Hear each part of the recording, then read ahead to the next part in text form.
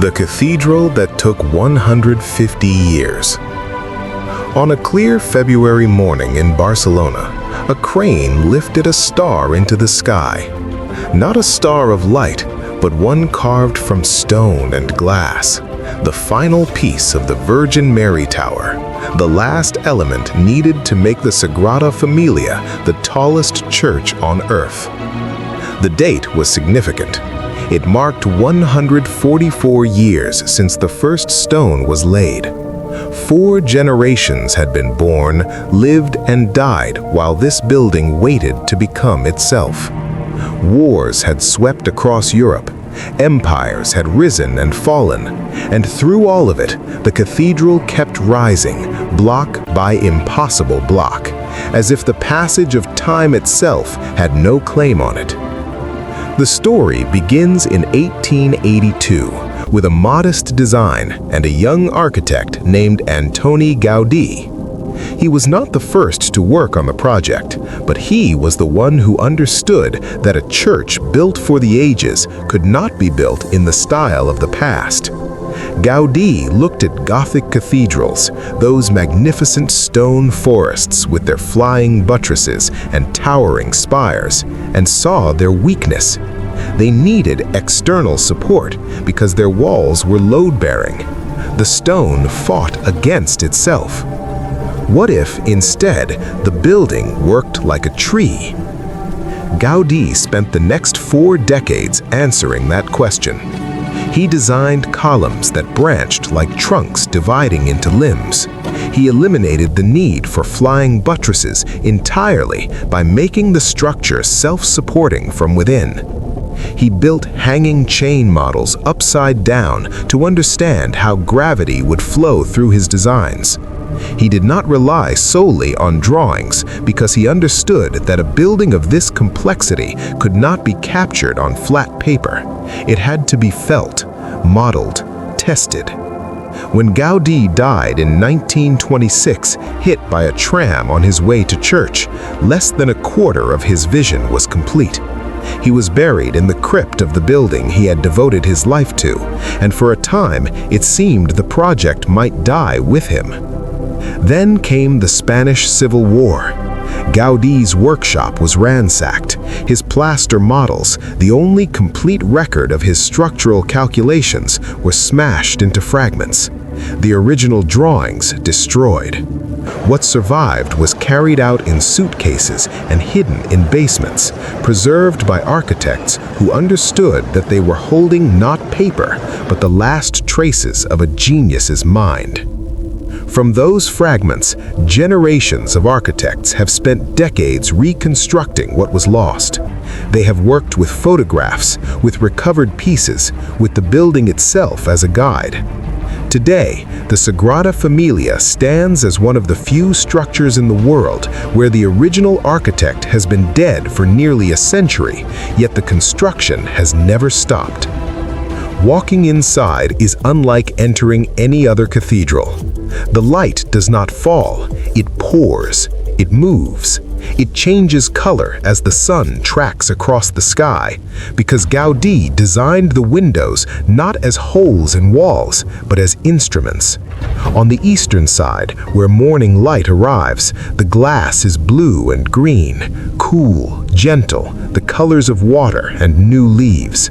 On the western side, where the sun sets, the glass burns with reds and oranges, turning the interior into something that feels less like a building and more like a living thing breathing color. The columns that hold this entire weight are not straight. They rise from the floor in spirals, twisting as they ascend, and near the ceiling, they split into multiple branches. Standing beneath them, you are not in a nave, you are in a forest, a stone forest, with each column bearing a different load, each made from a different material.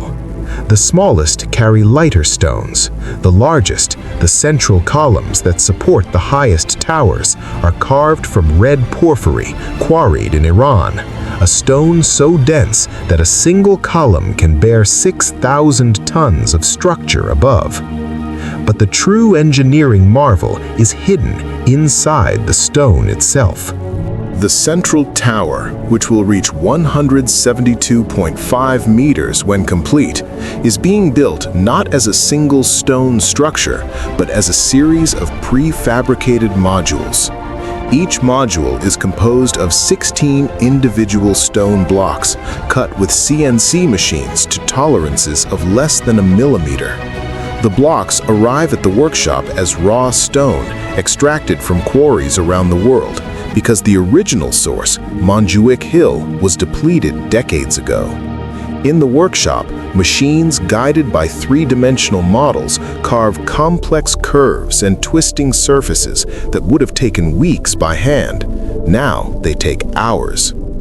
Each module is assembled on the ground in a controlled environment before it ever rises into the air.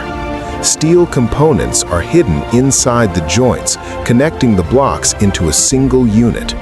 When the module is complete, it weighs between 7 and 10 tons. It is then lifted by tower cranes to heights that can exceed 100 meters, where it must be positioned with a precision that allows no room for error. The allowable tolerance is 1 millimeter. If the bolt holes are misaligned by the width of a fingernail, the entire module must be adjusted on-site at altitude, with workers guiding it into place while wind speeds are monitored second by second. If the wind rises too high, the lift is halted. The building waits. This modular approach has transformed the construction timeline. Traditional stone-by-stone methods would have taken decades to raise the central tower alone. With prefabrication, the process is approximately 16 times faster. But faster is a relative term when you are building something intended to last 1,000 years. Inside the tower, another hidden system ensures longevity. Steel cables run vertically through the stone modules, connecting each level to the ones above and below. When these cables are tensioned, the separate blocks lock together into a unified mass. The building looks like a traditional stone cathedral, but structurally it behaves like a modern engineered skyscraper. It can flex with wind. It can absorb seismic vibrations. It will stand, its builders hope, for centuries beyond their own. The light that fills this structure changes throughout the day because the windows themselves are not rectangular. They are hyperbolic, parabolic, curved forms that allow light to enter softly and distribute evenly across the interior. This geometry also reduces the load on the stone walls, allowing them to be thinner while remaining strong. Gaudi understood a century before computational modeling confirmed it that the most efficient structure is the one that follows nature's shapes. On February 20th, 2026, the final section of the cross will be installed atop the Christ Tower. At that moment, the Sagrada Familia will officially become the tallest church in the world. The central tower will reach its full height. The building that has been under construction for longer than the United States has existed will at last have its highest point complete. But the work does not end there. The remaining towers, the vaults, the decorative details, all will continue through 2033 and beyond.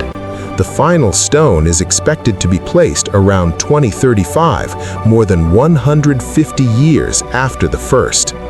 The men and women who laid that first stone in 1882 could not have imagined this moment. They worked with hand tools and horse carts, with stone cut by hand and lifted by muscle. They built for a future they would never see. And now their descendants, not by blood but by craft, are placing the final pieces using machines Gaudi could not have dreamed of, guided by computers that exist in a world he never knew.